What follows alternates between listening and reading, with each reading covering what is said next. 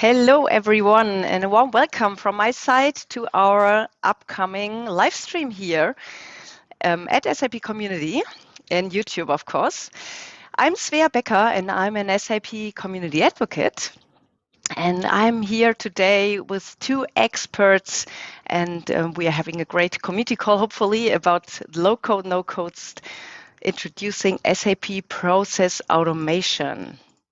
And maybe you have noticed it, that SAP has launched this brand new product recently. And I'm really proud that I have the two experts on this low-code, no-code topic who have already published a lot of content in SAP community about it. I'm really proud of having both here with me, Andre Borchert and Thomas Volmering. Welcome to the call today. And before we are going to start, let me remind the audience that you can ask your questions throughout the call during the comment section. And I know Thomas and Andrea are really flexible. So if the question will fit into the topic, we are able to directly interrupt them. But if this is not possible, we can cover all your questions at the end. So don't hesitate to ask your question here in the comment field.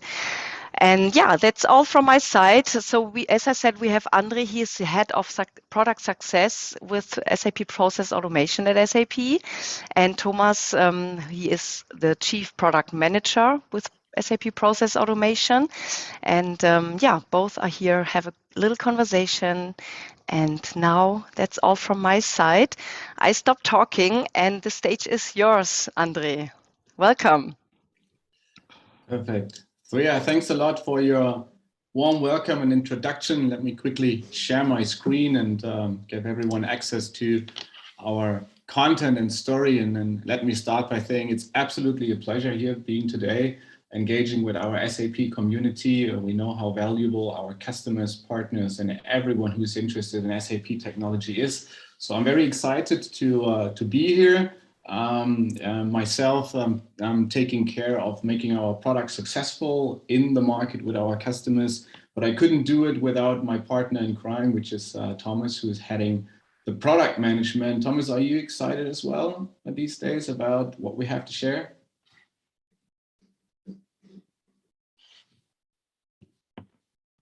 I was muted. Okay.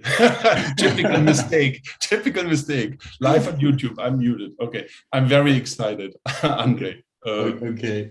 Good that we got the technical hiccup out of the way. We got the technical hiccup done. Yeah. Okay. So from here on, it will all be smooth sailing. Then let me all welcome you to this community call. As Svea was outlining, we want to introduce you to SAP Process Automation, which is SAP's latest development in the area of low-code, no-code capabilities for process improvements and process automation. But before we go into all the nice things that I want to share and that Thomas want to share, I have to show this disclaimer. It's just making sure that I'm keeping myself, Thomas, and all of you out of trouble. So that being said, why don't we go into the topic? I want to start a little bit with you can call it a provocative or an epic type of quote. Someone might be reminded of Shakespeare here, but what we want to answer during the course of the presentation is an important question in IT development, right? To code or not to code, that is the question. And for those of you who've seen my hoodie, I actually have it here, right? So let us keep this question or quote in the back of our minds and see if Thomas and myself will be able to give an answer to that question. Before we go into that question, I would like to phrase it a little bit into the context that we're all living in. All of us are employees at a company. All of us are working potentially for an SAP partner. Some of us might be developers. Some of us just might be tech enthusiasts. But there's a few things that we see as common, I would call them challenges, right? Are being exposed to customers and companies these days. And one of them is definitely volatile market situations, right? And everyone talks about the pandemic or geopolitical tensions that we just have in the east of Europe. or trade wars, or simply there's just a ship that gets stuck in the Suez Canal, which really impacts the supply chain and the ability of our customers and every company to deliver their products and services. So there is a need for every company to react to those volatile markets in an ever-changing and accelerating fashion, right? So adjusting your business model and the underlying processes is something that's absolutely crucial. And while the demand on that side is increasing, the resourcing who are able to do that, IT professionals, coders, developers, data scientists, they're not sitting on the bench waiting for these things to happen. They're heavily engaged. So there's a bottleneck of demand increasing heavily, IT budgets more or less staying flat. And we have also, on top of that, IT landscapes that are getting more and more complex with cloud environments, with hybrid environments, with best of breed approaches. So how do we solve that equation? How can we find a way through these challenges for our customers? And there's one other element that also is coming up as a trend. And there was a recent study conducted by Gartner in companies' workforce, right? And it was identified that 41%, or let's say for the sake of simplicity, 4 out of 10 employees are so-called citizen technologists, right? So these are employees who have an experience or an affinity to work with technology.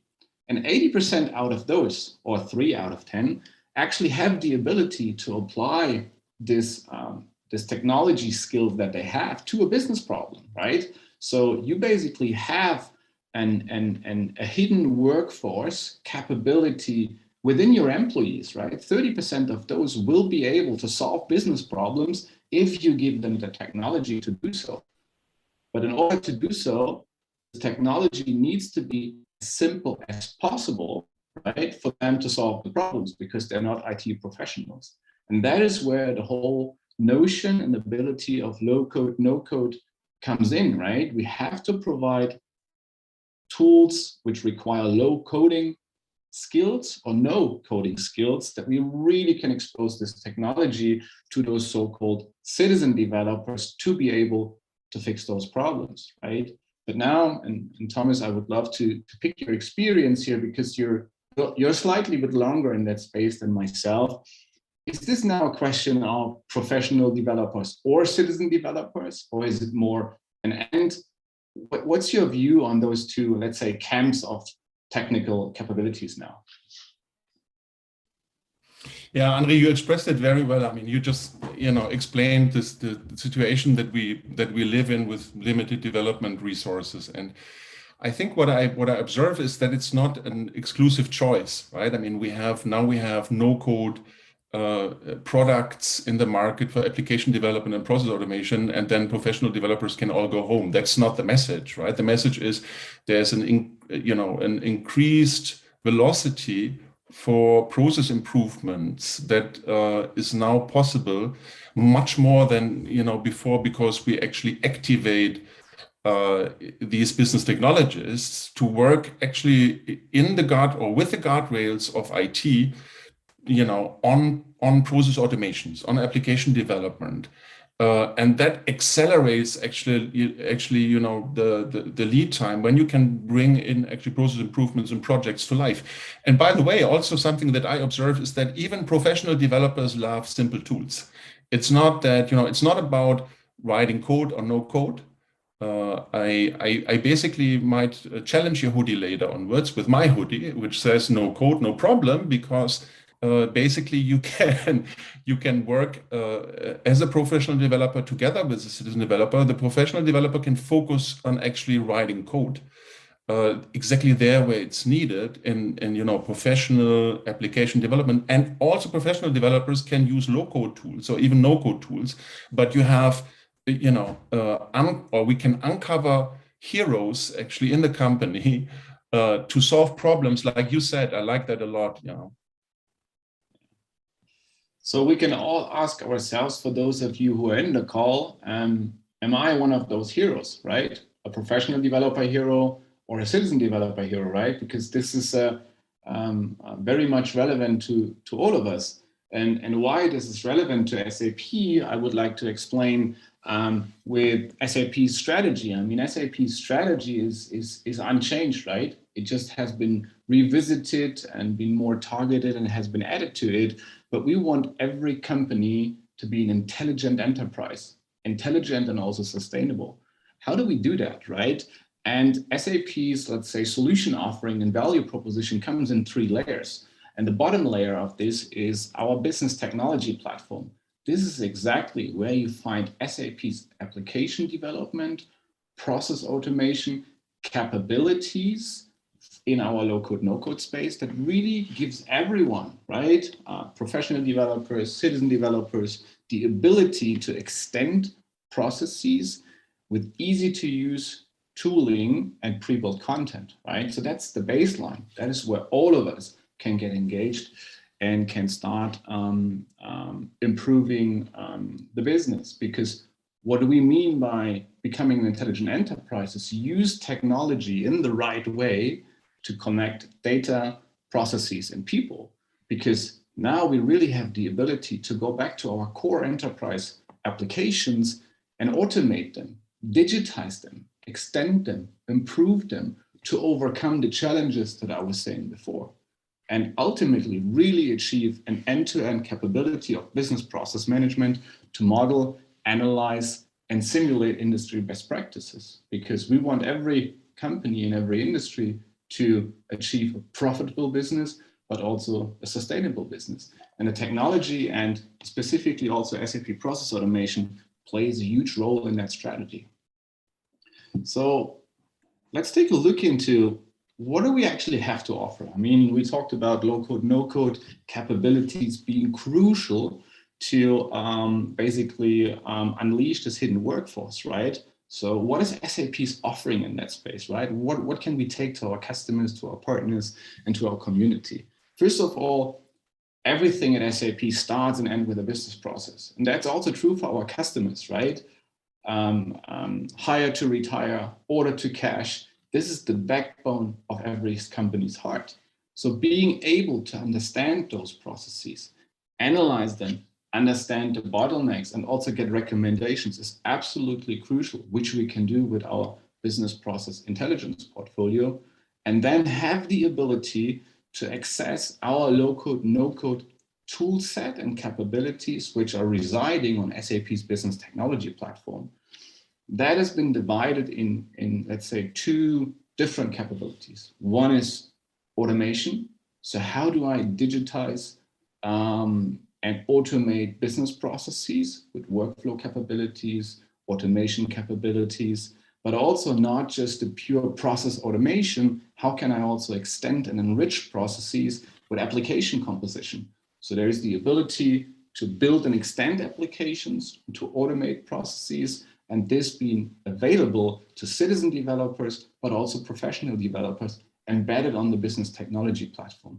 And all of that being backed up by a marketplace, a very rich line of business content and industry-specific content from SAP and from partners. And that we can expose very simply towards every business user through a big digital experience and really closing the loop and engaging with the business processes. And that is SAP's low-code, no-code strategy and promise.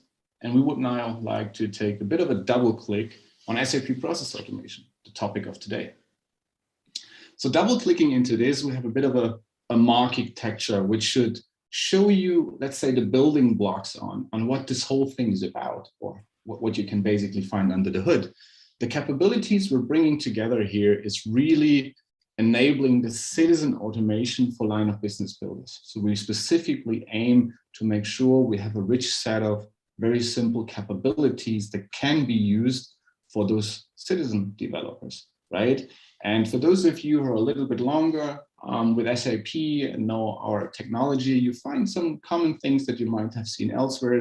For example, the automations from an RPA perspective, you see advanced workflow capabilities, you see the topic of intelligence. So how do we use AI to really automate processes and become data-driven decision making here. But we're not just bringing together existing elements. We are bringing in a brand new citizen, a developer experience by having a process designer, a form designer that really gives a business user the ability to leverage all these powerful inbuilt capabilities and engines. And that being said, I believe that is also what makes us unique, right? Because now you might say, oh yeah, workflow has been around, RPA has been around, AI has been around. Now you're just stitching all of this together, and then you have a new thing. From a technology perspective, it might sound like that, but something that this enables is what Gartner calls hyper-automation. And Thomas, we had a recent discussion on this, and maybe you can spin a little bit on what you observe at customers, that hyper-automation is becoming a new discipline. Yeah, I think, what I see is that, and actually I'm working on this in this problem space, or on workflow and process automation technology for more than 20 years actually, and I see that many organizations for the last years, if not decades, have actually struggled to use different technologies together to automate business processes. Of course, there's the core of the SAP business application and the applications that in itself actually provide embedded automation of a business process. But of course, in automating processes, for instance, the approval of an invoice without a purchase order, or extraction of data from business applications, in a screen scraping mode with an RPA tool. If you think about rushed orders or rushed order handling, with approvals and data collection steps and these kind of things. So you see that workflows, business rules, or decision automation, as it is called, task automation with RPA, all of this today really must seamlessly work together. Because else you create really islands of automation. So you have hundreds of bots in the company, you have workflows in the company, you have business rules, all in different kind of silos, and you basically need to have API-based integration. That's a lot of effort, and simply business will not understand what's going on there. So Gartner, as you say, calls this evolution hyper-automation. It also has to do, of course, with how do you get really complete process visibility with process mining tools and so on and so forth.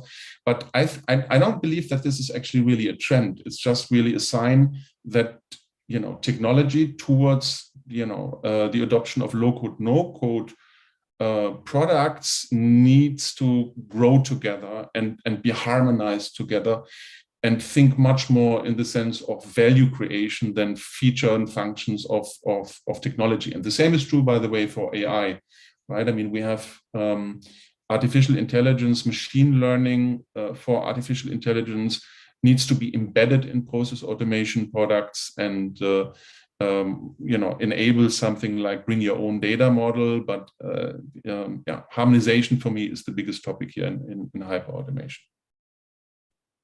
So it feels like the ingredients have always been there, but we now have to stitched them together and make sure we create this into a really outcome-driven experience for the business users. Thank you, Thomas, for your context on that one. I really value your experience that you gathered over multiple years of being in that problem space. Now, I think a term has dropped a couple of times now. It is all about experience, right? I believe the using a tool lives and dies with the experience someone has while using it. So that has also been one of the leading guardrails or themes for us when we were developing the product, right? So we really have to make sure there's one single, let's say, entry point, which is what we call the lobby for accessing our process automation capabilities, but also application development. We want to make sure there's one central point that various services can be used for an end user.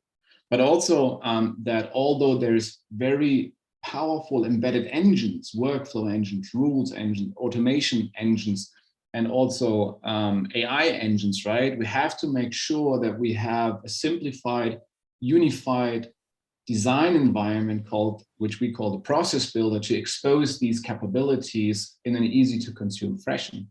And then also make sure we have an ability for all of our users to basically manage in an end-to-end fashion their various projects, right? And their various processes that they have automated.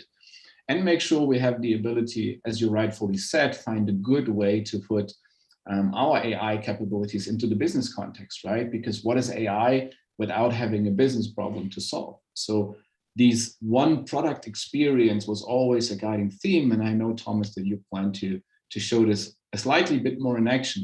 But now, what does that mean from a value proposition perspective or for customers, right?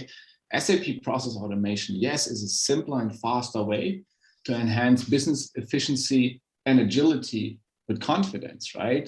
Yes, we talked about low code, no code, and giving simple tooling to every user to basically solve problems, right?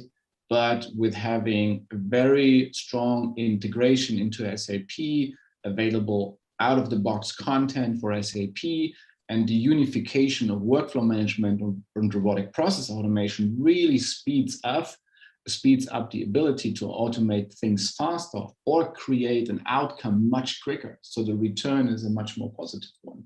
And operate confidently, right? We're engaging with business processes. There's the backbone of companies running on that. It has to be guardrailed. It has to be secure. It has to be trusted and also governed, no matter where you run your processes, right? In cloud and on-premise and multi-cloud environments. So giving that confidence was always on the forefront of SAP's value proposition. And we're living up to that also with SAP Process Automation. Now, you might say it's great what you're telling us, but what are customers saying, right? And the good thing is we went through an extensive validation process with early adopters, testing the software. And we have two very nice quotes here, which I would like to share. And one is from Katja at Freudenberg. And I just read it to you because then there is the message. I actually had a lot of fun testing SAP Process Automation as I was able to build a process, including a bot, without any help in a very short time. And that without being a developer. I already have some concrete ideas what scenarios I can use the tool for in the future. That is exactly what we wanted to achieve. Put employees like Katja, who are not a developer, into the ability to improve and automate business processes in a short period of time. So we really delivered up on the promise. And if you take a look on what Stefan said from Stadtwerke Gelsenkirchen, he really sees that SAP Process Automation will support many SAP customers. So he sees that being relevant for everyone in digitalizing their paper-based processes and optimizing transparency and cycle time. Integrating it with other SAP solutions offers the possibility to employees to get rid of repetitive tasks so they can focus on higher value topics.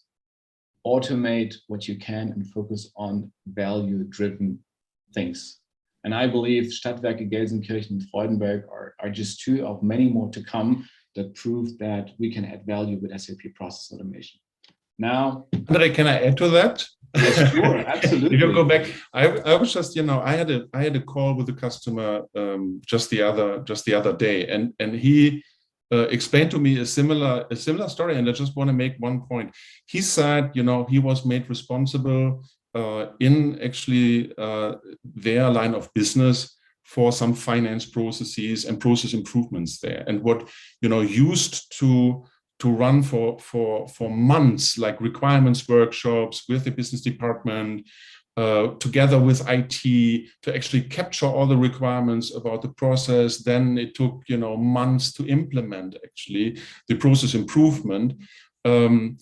He said lately he was in a workshop about capturing requirements for an improvement in the finance department, and within actually a 90-minute workshop, he had actually captured all the requirements and directly implemented it in SAP Process Automation. He was building the forms, he was building the rules, he was building even a small bot, right, within 90 minutes, so that at the end of the meeting, the business could already see a first prototype.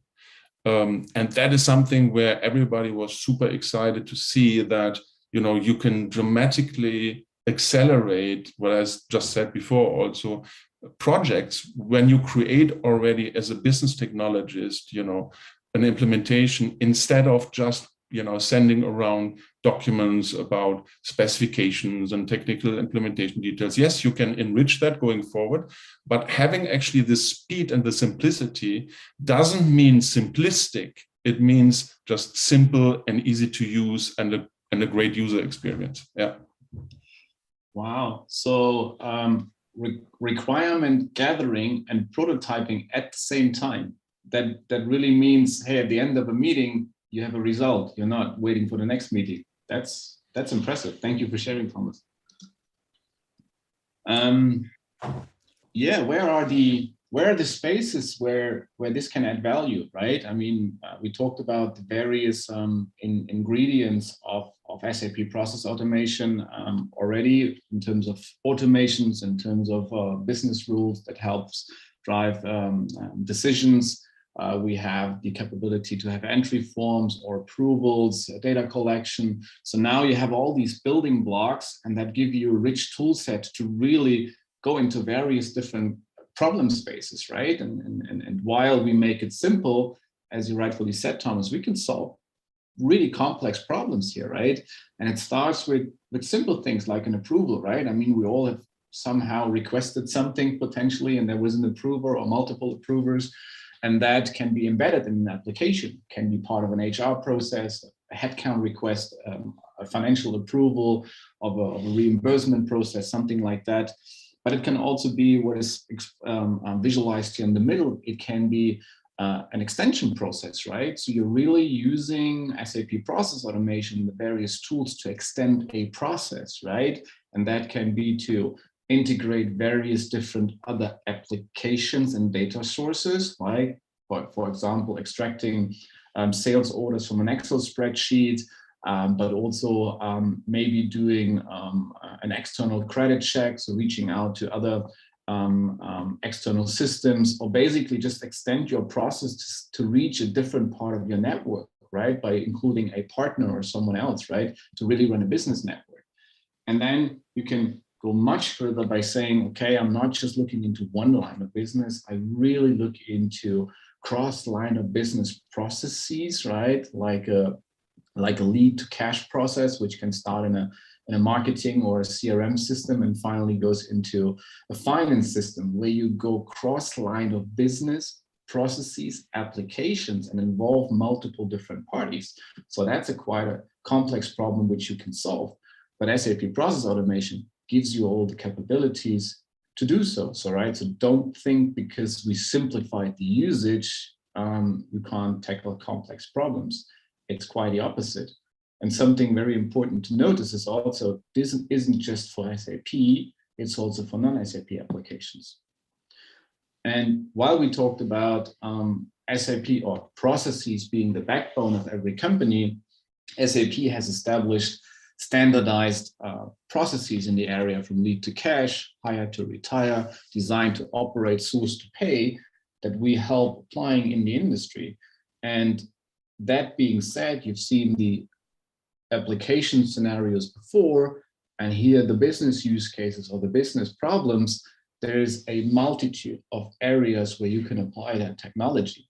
And for the sake of giving you a demo, we were looking a little bit into a sales and a procurement scenario to prove all of that. So with this, I intend to hand over to Thomas now to give you a demo. But in order to do so, we will show you a little bit of a very nice video that gives you a brief introduction. It has been created by one of our colleagues, Nele. Please enjoy the next 2.5 minutes, and then Thomas takes over for a product demo. Hello and welcome. In this video, I will demonstrate how to build a simple process in SAP Process Automation. The use case I chose is the processing of a sales order, a process which is still manual and too time-consuming in many companies. Let's get started. First of all, I create a project. Then I create a process. The process editor opens automatically. The process I am building will be triggered by a form which asks the person filling it out for sales order details.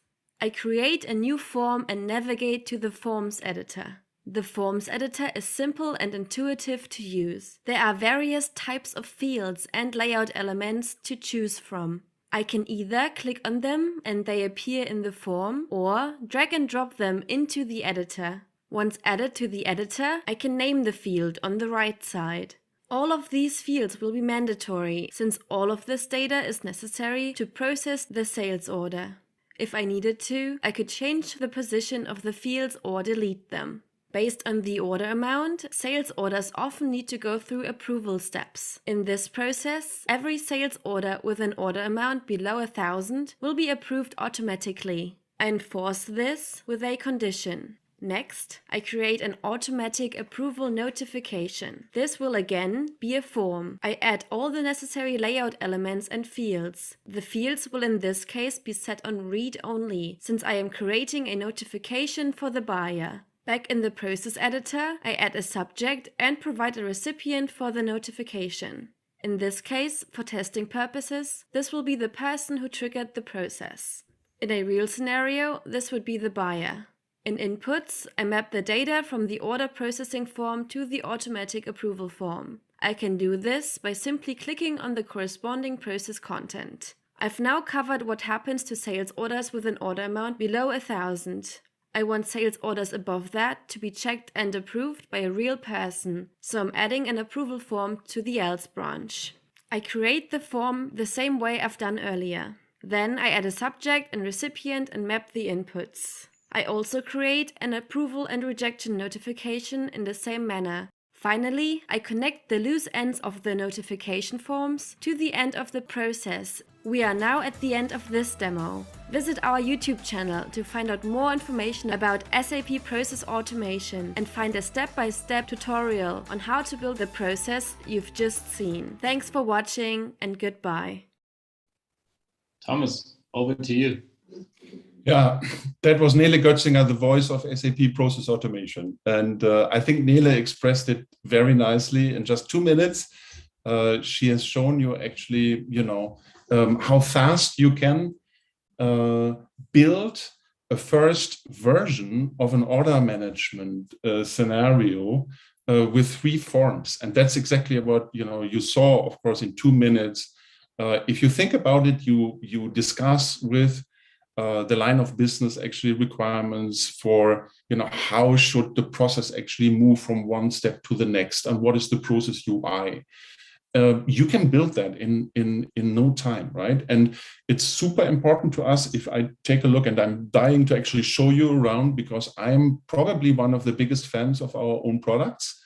And our own product here, SAP Process Automation. It's like, it is fun, right? It's fun to build something. It doesn't require, it doesn't hurt if you have a PhD, don't get me wrong, but it doesn't require to have one. And, I think also when you look at the scenario like order management, and let me build on top of what Nele has just shown to us, just like the first increment of such a process. Of course, this will grow over time. You see that many people here from our teams have been working on, for instance, this implementation, and you create different kind of artifacts, like we've seen, or we added actually automations in this process. Still, it should be, built on the idea that it needs, doesn't need actually understanding of complex data structures to begin with. Right. So if you start like building the process, like for instance here, the order process, you can build the form without basically worrying much about the data model and the system that you integrated with and so on. And then you abstract actually the data flow, like you have seen also, from actually the definition of the process UI going forward. So now what we have added here, and you see that, we basically have a different version of the order management scenario, where the scenario is a little bit changed from, into a rushed order scenario, that, the starting form is a very simple form where, for instance, a road warrior, a sales team member, receives a call from a customer, said, hey, where's my order? And he on a mobile, you know, just gives in the form the order reference that the customer said, the customer name and the status, you know, is it blocked and so on. That's the very simple kind of start form of the process. And now we have actually added, you know, automation in there. And here, this is, you know, what you see when we talk about we're combining actually workflow and RPA, because here in that project we have different kind of processes. One is actually extracting, you know, data from spreadsheets. So you can, of course, you know, use the Excel SDK of SAP Process Automation, and then just extract data from spreadsheets, if you will, right? Or if I go to the other version of the process, we actually extract data directly from an application. And then, you know, just because someone types in the reference ID, kind of the conversational ID of the process or the order number, automatically in the process, an automation can, you know, extract data from the application, and the application is in a screen scraping kind of fashion. Here you have the application on which the bot actually runs, extracting, you know, data and moving it into the process for further, you know, handling. So here, if I go back even into the automation, you can, you know, have multiple automations. Like here, for instance, you basically have a condition that runs on top of actually the application, gets the order status, the customer name, the shipment date, and then basically using another bot even to get all the, you know, the address, zip code, all of that information. So extracting the data and then moving it then further into the process for automatic approval. If a specific condition is met, we increased a little bit here the order, the value. And or, you know, we use the business rule. And here the business rule gets actually the extracted data from the RPA bot.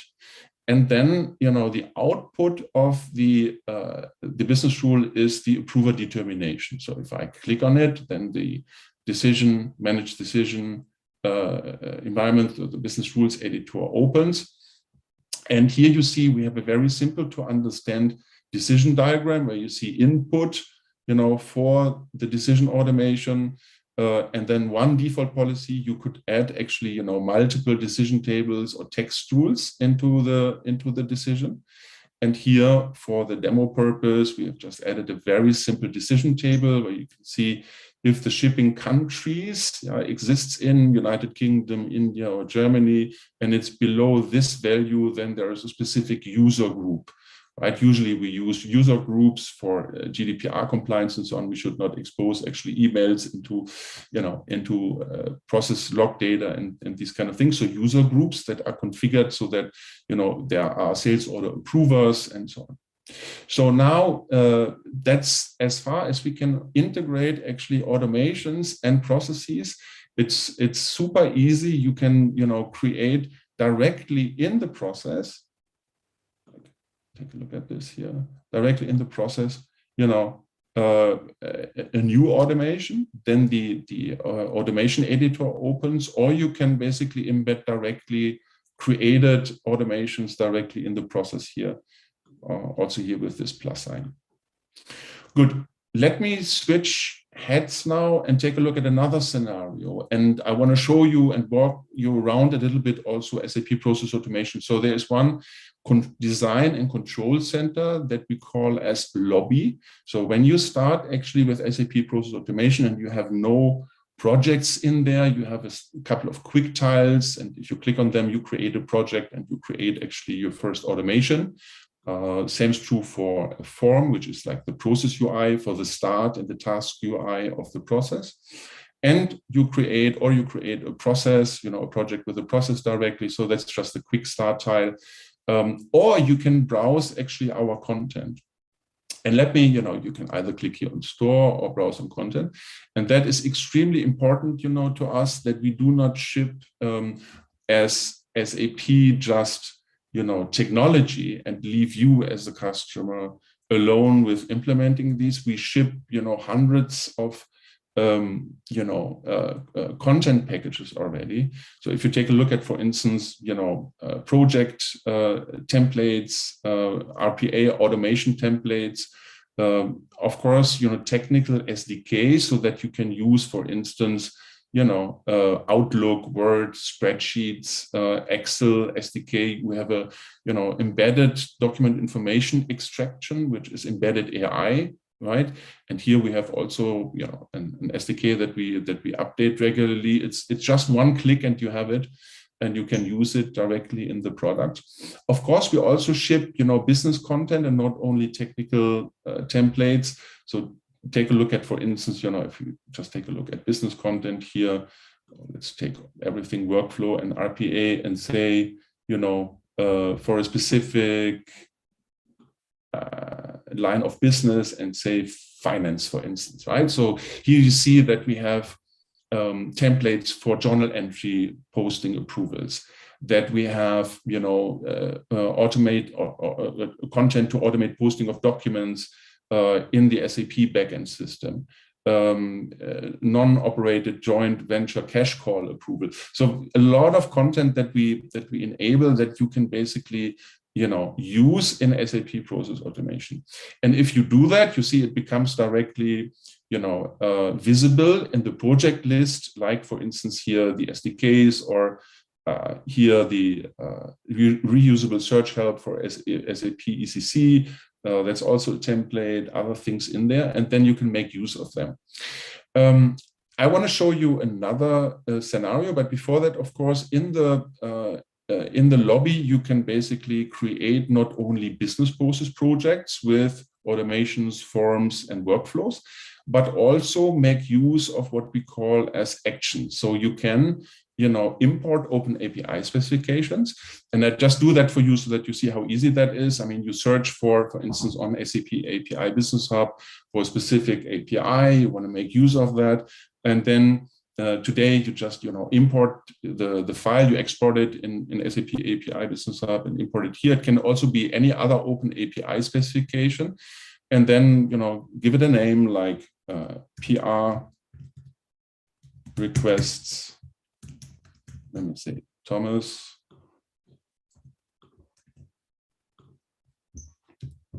And I create that. And then, what I want to do is I want to release it so, that it can be used also by other people. This is an API specification that enables me to basically create purchase requisitions in an S4 system, right? So now I released it and I can publish it to the library. And if I've published it, sorry. That's the beauty actually of live demos. I think I have to wait until the release is done. Okay, let me do it again. Need to be a little bit more patient. Project has been released, wonderful. And now I publish it to the library. And here it is published now. And now if I go actually into my project, and you see that I have created already a lot of, artifacts in here, also, processes, forms, decisions, and automation. And, I always say I created a lot of forms and I created a lot of artifacts in no time because, it's fun and because I can and because it's fun, so to say, right? But also the process sometimes needs these kind of steps. But I have a very simple version that I want to show you. And if I now say, hey, I basically want to use that action that I've created, you see that we have actually the published actions. And you see that my action that I've created is already here now, purchase requisitions, right? This is the older version that I've used before here. And let me just simply remove this and see, okay, now this turns into, it gives me actually a sign that, I still have to do something because the purchase requisition ID here is missing. Okay, so now I say I want to add actually this integration into the backend system, and I use this one here, used before.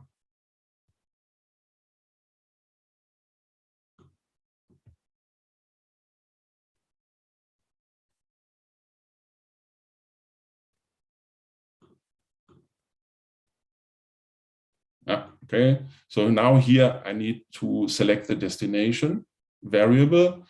This is basically for the line of business person. So citizen developer doesn't need to worry about, technical configuration of destinations. IT has done that before, and you can choose S/4HANA Cloud Procurement, for instance, would be correct, to call that. We just call it S/4HANA Cloud here.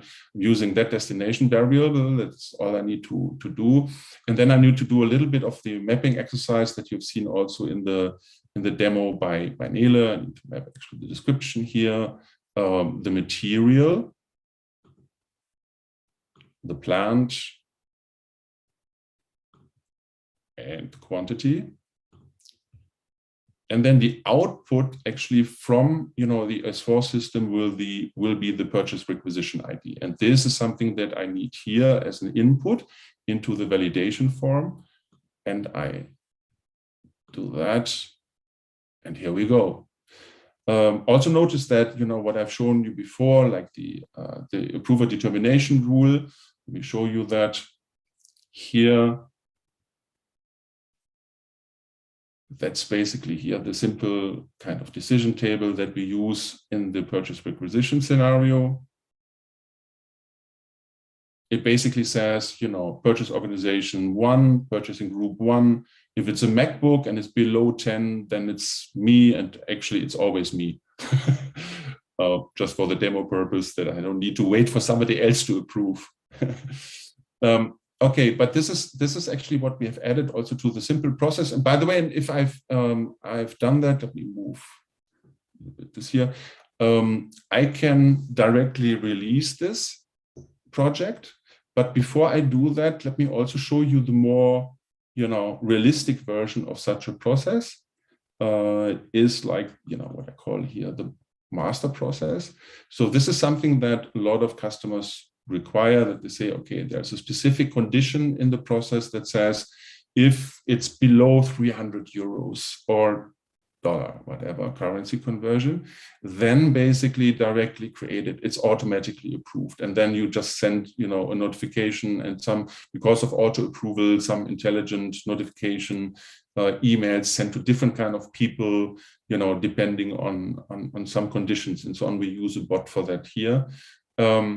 And you have basically then else, the approver determination to figure out who is responsible, and say, for MacBooks, you basically have a 2-step approval, which is manager and then IT services, because, there's a shortage in MacBooks currently, specific kind of MacBooks. IT needs to take a look at the expected delivery date.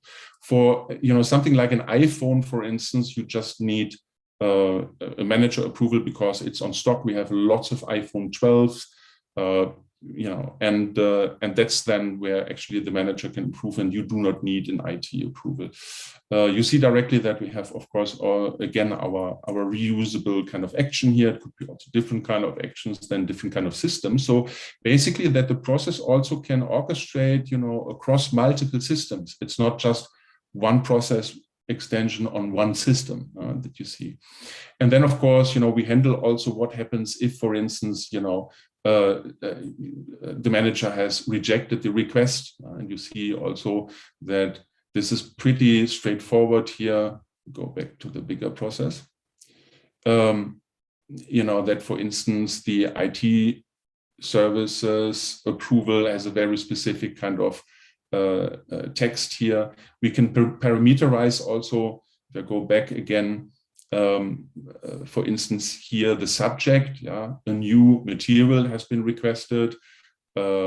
Also here, this is what you will see in action in a couple of minutes. So now you've seen actually all of this, most of this. Now I just want to show you also how easy it is to create a visibility scenario and say, my PR requests. So that I identify it later onwards. And the visibility, process visibility is like business activity monitoring, right? You can basically here choose which process add observed process means basically including in the visibility dashboard, in the monitoring dashboard for the line of business, things that happen before the process, events that happen before the process in an application, in between the process, execution in the application or after the process. So it's not that you have an isolated process monitoring, but you can include also events from the applications in here. Let me add actually, the master process. I could also add multiple, processes in a project.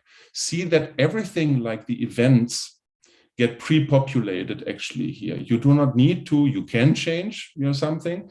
And also the context. And where does this context come from? You can, configure this actually here on the level of the process. What are actually customer specific kind of, attributes that you want to basically monitor? And we just said, purchasing organization, purchasing group, material. You can also change the business key by default. This is like the process instance ID. This is helpful for IT if they want to search. If there's a problem with search for the process instance ID, you can also change that, the business key actually to, for instance, the material or something else. I don't do that. I didn't do that. Let me go back now in configuring the visibility dashboard. So here, this is all pre-populated. If I choose multiple processes in the project, I need to basically configure kind of the handshake between the two processes. So what's the common correlation condition, so to say? I can configure phases in the process so that I can do that and say phase 1 approval. And then I say this starts actually, with the one-step manager approval, and it ends with the order completion or manager approval completion. I can say that here 2-step. So I want to monitor this in phases. 2-step manager, and then I say manager approval here. I think you got the point. So you can basically, configure phases that you can then later onwards in the visibility dashboard see very easily. All of this is pre-populated. You can change, for instance, the state definition. By default, it's open, completed, and abruptly ended. You can and probably will change actually here the constants when something, what's the threshold when something turns into a red state. So with me, I just say 1 hour. For demo purposes, that makes sense, not days. And then you can also add, add different kind of attributes. This is kind of coming directly from the process that you have defined, and you don't need to do anything. You can change, if you want, the visual appearance of the dashboard. We want to use a bar chart, donut chart, column chart, whatever, not. I don't change anything right now. I just save it, and I have configured directly actually a visibility dashboard as part of the project. You see how fast that is, right? And then later onwards, you can change it if you want to, have additional kind of attributes in there and so on and so forth. Good, I've done that, and you see how easy it is now. Okay, I know that I need to be a good citizen and close here my artifacts, whatever, and then I can say this contains only patches or it contains minor changes. This is something that is extremely important for governance, right? I mean, you want to track basically, is this a significant change? You have added tons of RPA automations, or this is just a minor change, or it includes a patch. I can say minor change, visibility added, and then release it.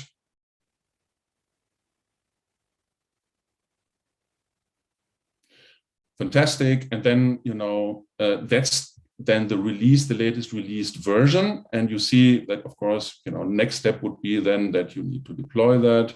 And basically the product just asks you, what's the destination? So there's a logical destination and a physical destination. As a citizen developer, I didn't need to worry about that. This is like, S/4HANA procurement. Usually it would say then here, for my specific use case. And I confirm the value. I don't use actually another trigger, just then the form. So I can, just do that like that. And then I deploy the whole process. and you see it's deployed, it's active. I can directly then go and test. I forgot that you can, of course, also test what you've been building. So here, you see that you now have the link to the start form. And if I go here, this is how the start form then looks like. No? So this is done, and now I can basically run and start. But let me show you if I now configure actually the whole scenario. I would also configure, of course, the launchpad for the end user, right? So you will not provide Thomas, this. I feel your excitement. I know. I need to speed up. I just want to show that for. We have a few questions. Can you come to an end in 1 minute? I will come to the end. Yes. Thank you. So this is where the end user would basically see actually the form, and then you create MacBooks and headsets and iPhones, whatever you want to request, and you see the drop-down menu. You see actually everything that has been configured there in the form quite easily. This is available then here, and then because I don't have time today to show you creation of everything. I've done that before. So you see that then for an auto approval contextualized, actually you see that here already your headset has been approved. You see the log information. You basically see also that the one-step approval looks, of course, slightly different. You have actually different options to do your comments here, and so on and so forth. And then finally, what I wanted to show you is then the visibility dashboard, how that then looks like. And because I don't have time, I just use that from an older version of the project. Maybe everything will be red, but don't, it's because it's older. All of these are critical. But you see that what I mentioned, that a couple of clicks, you have this kind of dashboard, and then you can go in there and basically select based on the customer specific attributes here, your search and so on. It is taking actually no big effort, no big deal to build something like that. You can always enhance it incrementally. But this is what we talk about when we say no code, no problem, right? Nothing of that basically required any kind of coding. No. Good. This is actually the end of the little demonstration. Let's go back to the no code, no problem. Sorry for that. Thomas, I stopped sharing. It's hard to stop you once you get excited. You've shown so many amazing things, but I haven't seen a single line of code. So is it fair to say no code, no problem? Is that the conclusion, kind of? Yeah, this is like, this is my hoodie. It's probably to code or not to code. Of course, you can code and you can extend, of course, everything, right? I mean, if you say there is a specific need where you want to extend actually the scenario with, some application development, even there you can use, AppGyver, which is kind of our sister product in the organization for application development. But I mean, of course, no code, no problem means incredible speed and simplicity to manage complex process problems. That's our aspiration and our passion. Yeah. So yeah, how did the audience take it? And I joined that one. I have to stand up here. So I'm on the same side with Thomas.